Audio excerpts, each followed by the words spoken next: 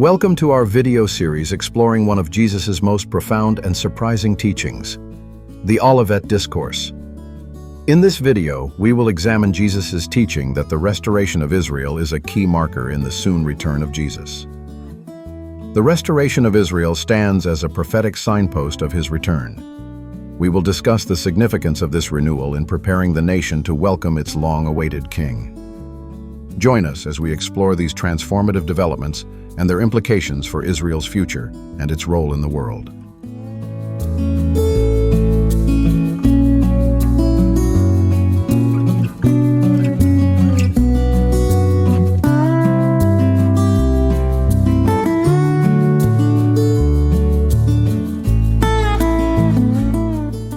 Does the destruction of the city and the temple signify that God has severed his relationship with the nation of Israel?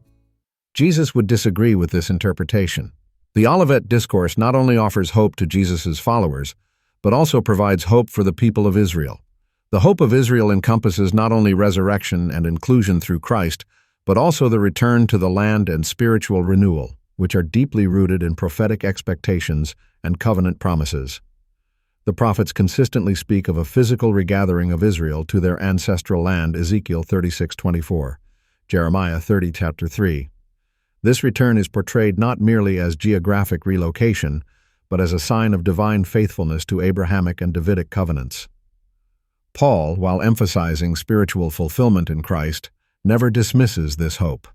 In Romans 11, he affirms that God's promises to Israel remain and that their future restoration is part of the eschatological plan. The restoration of Israel serves as a significant prophetic sign. Acts 3:19-21 mentions that Jesus will remain in heaven until the time comes for restoring everything, as the prophets have foretold. This restoration encompasses Israel's return to the land, spiritual renewal, and national redemption. Many people point to 1948, when Israel was reborn, and 1967, when Jerusalem was reunited, as crucial moments that began the end-time clock. These events fulfill prophecies such as Luke 21:24, which states, "The Gentiles will trample Jerusalem until the times of the Gentiles are fulfilled." The prophets Ezekiel 36-37, Jeremiah 30-31 describe a twofold restoration.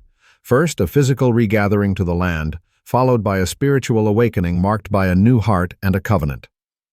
Paul affirms in Romans 11 that Israel's partial hardening is temporary, and that all Israel will be saved, linking their restoration to the fullness of the Gentiles and the return of the Messiah. The restoration of Israel is not just a geopolitical event, it's a theological milestone. It signals that the stage is being set for Jesus' return, as the covenant promises to Abraham, David, and the prophets converge.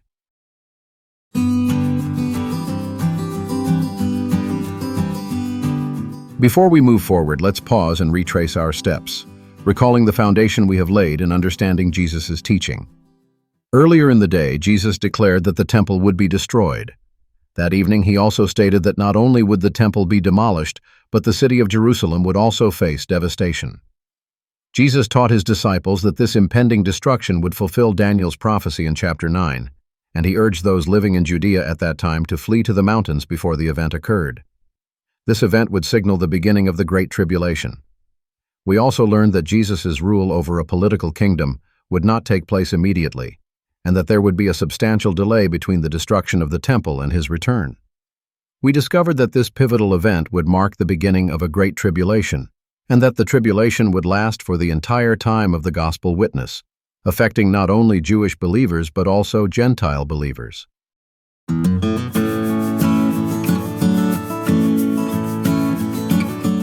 Then if anyone says to you, "Behold, here is the Christ," or "There he is," do not believe him.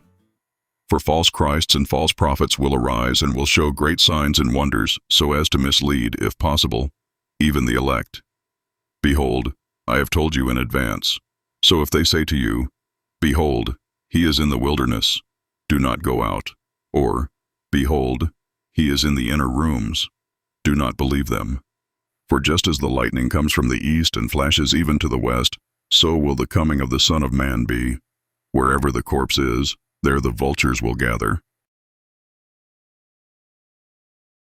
Earlier, We noted the discouragement and loss of hope one might experience during a prolonged exile and Jesus' delay in his return. Given the physical and emotional pressures that one might encounter during the Great Tribulation, one might be tempted to seek another Messiah and listen to those who bring false hope. Jesus cautions his readers about false hope in times of distress. He says, "If anyone says to you, 'Look, here is the Christ,' or 'There he is,' do not believe it. If they say, 'He is in the wilderness,' do not go out, or 'He is in the inner rooms,' do not believe it." This warning is not just about deception, it's about desperation. In the chaos of the Great Tribulation, when suffering intensifies and hope seems distant, people may crave immediate relief, even if it comes from counterfeit sources. Jesus anticipates this vulnerability and urges his followers to remain anchored in truth. The wilderness and inner rooms symbolize secrecy and exclusivity, claims that the Messiah has returned in a concealed or elite fashion. These messages appeal to those longing for escape or certainty. Still, Jesus insists his return will be unmistakable and universal.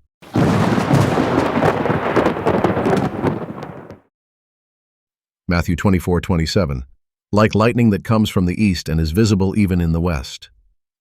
This warning echoes the pattern of false prophets throughout Israel's history, those who promised peace when judgment was near, Jeremiah 6:14. It also reinforces the need for discernment and spiritual endurance. The true Messiah does not hide. He comes in glory, and his appearing will not require secret knowledge or privileged access.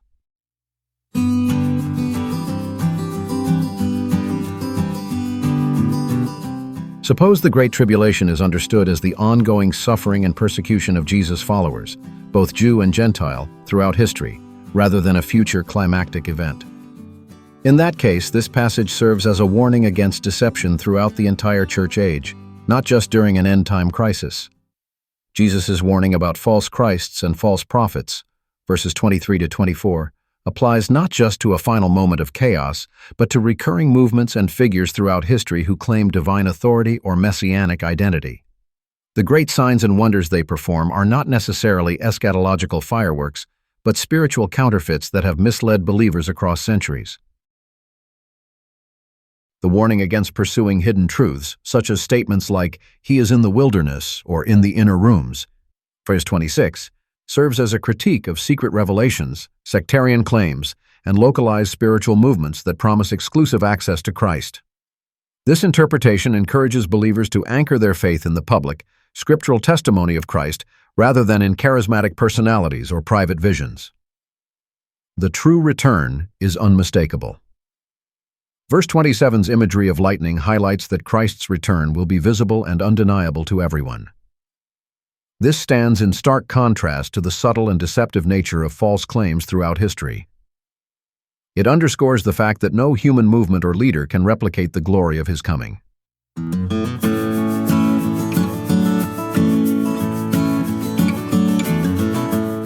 When Jesus says, "See, I have told you beforehand," Matthew 24 and 25, he's doing far more than offering a prophetic forecast.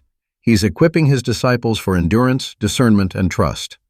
He equips his disciples with a shield against deception, anticipating the confusion and spiritual danger that will arise throughout the church age. By telling them in advance, he provides a framework for discernment so that when false messiahs and deceptive signs appear, believers can recognize them as counterfeit. Our faith is anchored in his word, and so his forewarning affirms that God is not reactive, but sovereign. He knows what's coming and prepares his people. It echoes Isaiah 48:5, where God says he foretells events so his people won't attribute them to idols or chance. Knowing that Jesus foresaw these trials helps believers endure suffering with hope. It's not random or meaningless. It's part of a redemptive arc. As events unfold, his words become a source of confirmation. He told us this would happen. Jesus models a teaching style rooted in preparation and clarity. He doesn't just warn, he explains, contrasts, and contextualizes. This invites believers to study prophecy not for speculation, but for spiritual formation. We should take a moment to realize that Jesus is not a distant prophet. He is a present shepherd, guiding his flock through history with foresight and care.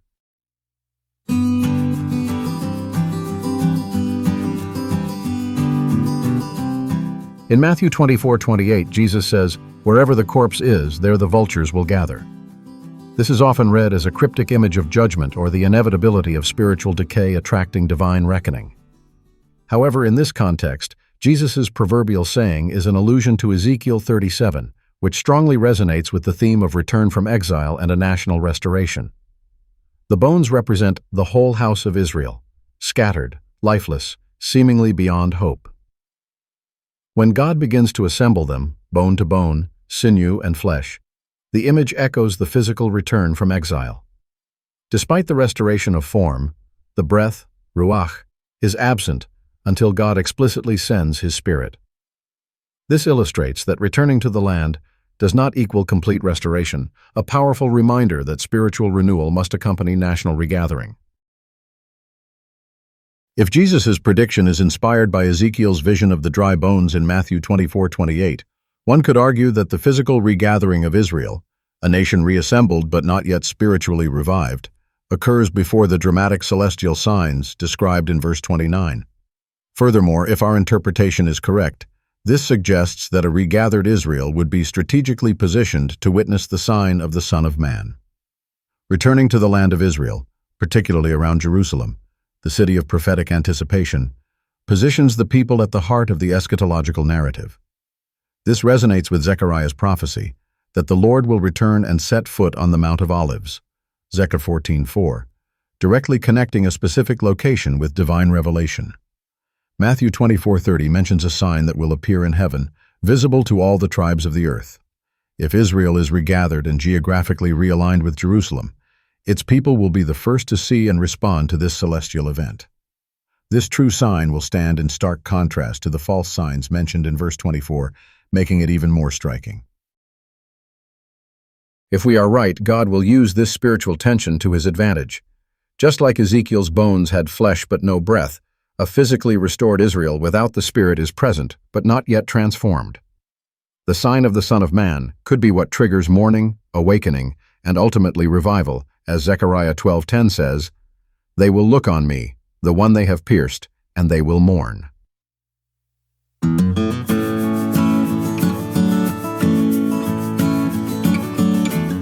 Now learn the parable from the fig tree. When its branch has already become tender and puts forth its leaves, you know that summer is near. So you too, when you see all these things, recognize that He is near, right at the door. Truly I say to you, this generation will not pass away until all these things take place. Heaven and earth will pass away, but my words will not pass away. If we suppose that the corpse mentioned in Matthew 24:28 symbolizes Israel, which has been physically restored but remains spiritually dormant, then the fig tree sprouting green leaves in Matthew 24:32 serves as a powerful metaphor for spiritual awakening and the imminent fulfillment of promises. In biblical traditions, the fig tree often represents growth, renewal, and readiness. Its green leaves indicate that summer is approaching, offering a seasonal metaphor for spiritual fruition. Spiritually, the appearance of green leaves suggests a transition from dormancy to vitality, resembling the breath that enters Ezekiel's reassembled bodies, Ezekiel 37:9-10.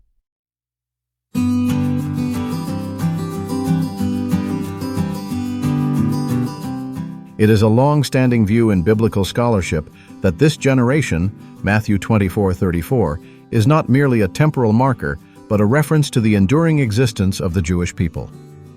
Jesus may be affirming that the people of Israel will continue to exist throughout the unfolding of prophetic events, remaining as a visible, historical witness to God's covenant faithfulness. Romans 11 echoes this view, where Paul discusses Israel's ongoing role in salvation history and the ultimate promise of national restoration. The endurance of this generation could be seen as a guarantee that Israel would survive dispersion, persecution, and exile, and still be present when the final signs appear.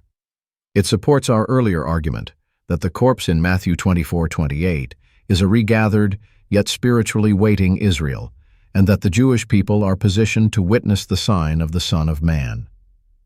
Coupled with the fig tree parable, Matthew 24:32-33, this interpretation suggests that the sprouting of the fig tree, new life, and spiritual awakening will happen within the lifespan of this persistent generation.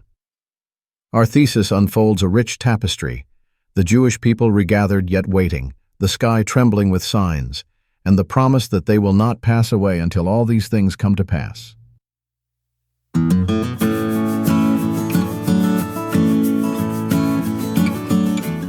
As we close this chapter of Matthew 24, we're reminded that the path of discipleship is marked by enduring tribulation, a refining fire stretching across the church age, testing the faith and resolve of Christ's followers.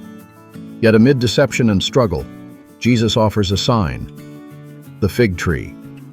Its budding leaves whisper of Israel's physical restoration and spiritual renewal, a prophetic bloom signaling that his return draws near. The trials are real, but so is the hope. The signs are not just symbols, they're invitations to stay awake, stay rooted, and stay ready. I hope you enjoyed this video and found it helpful for your studies.